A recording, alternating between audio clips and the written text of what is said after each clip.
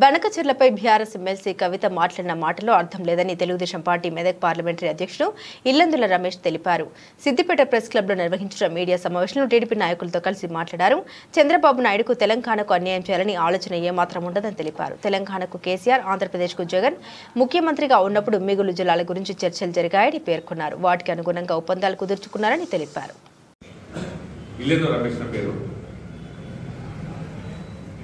ఈ మధ్యలో బనకచెర్ల విషయంలో చాలా విమర్శలు ప్రతి విమర్శలు జరుగుతున్నాయి.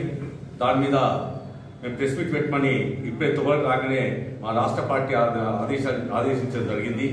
నిన్న కవిత గారు మాట్లాడింది, గతంలో హరీష్ రావు మాట్లాడింది, అందరూ మాట్లాడిన దాని మీద ప్రెస్ మీట్ పెట్టడం జరుగుతున్నది.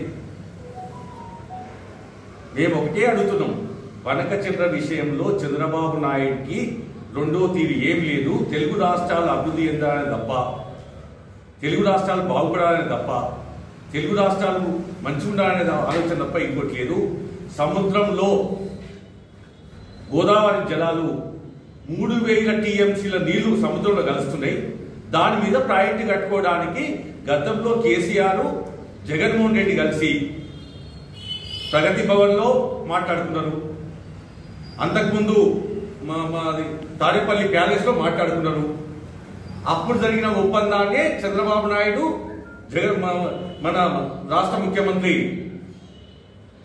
తెలంగాణ రాష్ట్ర ముఖ్యమంత్రి రేవంత్ రెడ్డి గారు దాన్నే కంటిన్యూ చేస్తున్నారు తప్ప ఇలా కొత్తగా చేసింది ఏం లేదు, కొత్తగా జరిగేది ఏం లేదు. దీనివల్ల తెలుగు రాష్ట్రాలకు ఎలాంటి నష్టం జరగదు. నష్టం జరిగే పని చంద్రబాబు నాయుడు ఎప్పుడు చేయడు. ఎందుకంటే తెలుగుదేశం పార్టీ ఆవిర్భవించింది తెలంగాణ రాష్ట్రంలో ఓల్డ్ ఎమ్మెల్యే క్వార్టర్స్ లో. స్వర్గీయ మహానటుడు మా పార్టీ అధినేత ఎన్టీ రామారావు గారు పెట్టిన పార్టీ ఓల్డ్ ఎమ్మెల్యే క్వార్టర్స్ లో. అది తెలంగాణలో ఆవిర్భవించింది కనుక తెలంగాణకు ఎప్పుడు తెలుగుదేశం పార్టీ నష్టం చేయదు, నష్టం చేయబోదు. అందులో చంద్రబాబు నాయుడు మంచి విజ్ఞత, విధేయత కలిగి 4 సార్లు ముఖ్యమంత్రి అయ్యి ఇవాళ ఎన్డీఏ ప్రభుత్వంలో కీలకమైన నాయకుడిగా పరిగణించబడి దేశాన్ని శాసించి మంచి అభివృద్ధి కార్యక్రమాల ప్రదాత అయిన చంద్రబాబు నాయుడు కూడా ఎలాంటి తెలంగాణకు నష్టమైన పని చెయ్యబోడు, జరగదు. తెలంగాణలో పార్టీ కూడా పునర్నిర్మాణం అవుతుంది. రేపు వచ్చేది కూడా ఇక్కడ ఎన్డీఏ గవర్నమెంట్ తప్ప ఇంకో ప్రభుత్వం కాదని కూడా మీకు గంటపరంగా చెప్పడం జరుగుతుంది. ఏ పార్టీలు కలుస్తాయి, ఏ విధంగా కలుస్తుంది, ఎట్లా కలుస్తుంది అనేది పార్టీ అధిష్టాన వర్గం చూసుకుంటుంది, జాతీయ నాయకత్వం చూసుకుంటుంది, బీజేపీ, జనసేన, టీడీపీ తీసుకుంటుంది, మా ఆది నాయకుడు చూసుకుంటాడు, చంద్రబాబు నాయుడు, లోకేష్ తప్ప మాట్లాడవలసిన సమయం కాదు, మాట్లాడలేదు. తెలుగుదేశం పార్టీ పునర్నిర్మాణం త్వరలోనే తెలంగాణ జరుగుతుంది. టీఆర్ఎస్ ఒకనాడు తెలుగుదేశం పార్టీని మొత్తం ఖాళీ చేయించి టీఆర్ఎస్ లో చేసుకున్నాడు కేసీఆర్. ఇవాళ అదే టీఆర్ఎస్ ఖాళీ అయ్యి తెలుగుదేశం పార్టీగా మళ్ళా ఆవిర్భవిస్తుంది.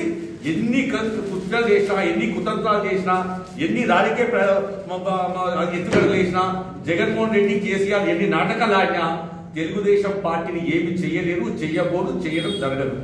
ఓ మహోన్నతమైన వ్యక్తి ఎన్టీఆర్ పెట్టిన పార్టీ, మంచి ముహూర్తంలో పెట్టిన పార్టీ. మా కష్టాలు, సుఖాలు, ఒడిదొడుకులు, ఇబ్బందులు, మాకు ఆగస్టు సంక్షోభాలు ఇవన్నీ మాకు మామూలే. ఎన్ని అయినా మా పార్టీకి ఏ ఇబ్బంది జరగదు. మా పార్టీ పునర్నిర్మాణం జరుగుతుంది. తెలంగాణలో రేపు వచ్చేది ఎన్డీఏ గవర్నమెంట్ తప్ప ఇంకో ప్రభుత్వం కాదని కూడా గంటాపరంగా చెప్పడం జరుగుతుంది. అంతే ప్రగతి భవన్లో బిర్యానీ తిన్నాడు చంద్రబాబు నాయుడు వచ్చి. తెలంగాణ ముఖ్యమంత్రి రేవంత్ రెడ్డి కూర్చుండి ఆయన మిత్రులు, దోస్తులు ఇవన్నీ ఎందుకు మాట్లాడుతున్నారు? మీ నాయన కూడా కేసీఆర్ కూడా మా తెలుగుదేశం పార్టీ బయట చదువుకునే ముఖ్యమంత్రి అయ్యాడు. రేవంత్ రెడ్డి కూడా గంటాపదంగా చెప్తాడు. ఏమని చెప్తాడు?